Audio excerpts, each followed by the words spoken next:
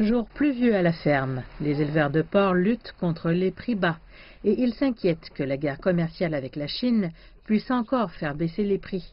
C'est une des raisons pour lesquelles le président Donald Trump a récemment annoncé un plan de sauvetage d'urgence de 12 milliards de dollars pour les agriculteurs américains.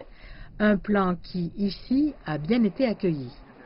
Peut-être que cela les aidera à passer l'orage en attendant des jours meilleurs.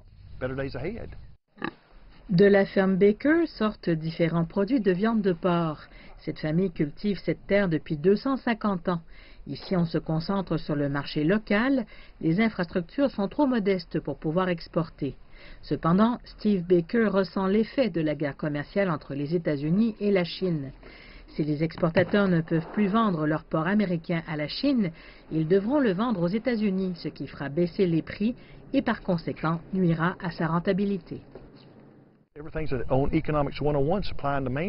En économie, tout réside dans l'offre et la demande. On doit envoyer cette production à l'étranger. Dans le cas contraire, il y aura de nouvelles baisses de prix. Il s'agit d'un signe de l'effet indirect qu'une guerre commerciale peut avoir, frappant même ceux qui n'exportent pas en Chine. Les agriculteurs se sentent pris au piège dans les limbes, pris dans un conflit commercial entre Beijing et Washington. Et alors qu'ils se tournent vers l'avenir, tout ce qu'ils peuvent observer, c'est davantage d'incertitude.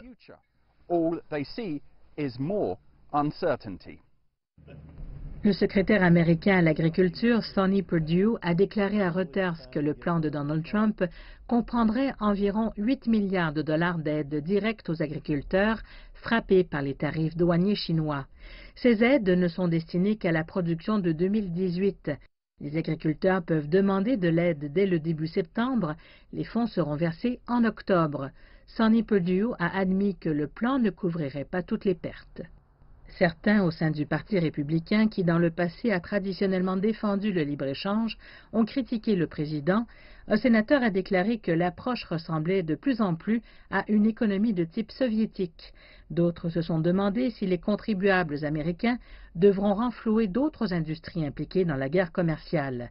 De retour à la ferme dans la vallée de Shenandoah, Steve Baker soutient toujours le président.